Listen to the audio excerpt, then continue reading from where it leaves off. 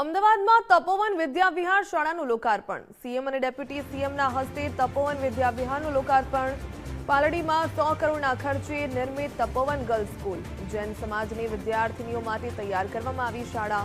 આંતરરાષ્ટ્રીય મહિલા દિવસ નિમિત્તે ગર્લ્સ સ્કૂલનું લોકાર્પણ। ત્યારે તપોવન યુથ એલ્યુમની ગ્રુપ દ્વારા આ શાળા તૈયાર કરવામાં આવી છે।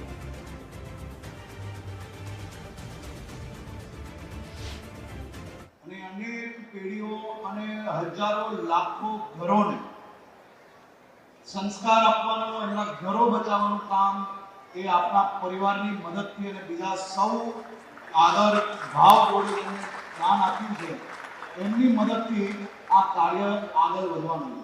તમને કદાચ અંદાજો નહીં હશે, તમારા મનમાં એવું હશે કે આ રકમ તમે આ ફાળો આપ્યો છે, તમે ફાળો નથી આપ્યો, તમે લાખો પરિવારોને બચાવવાનું કામ કર્યું છે।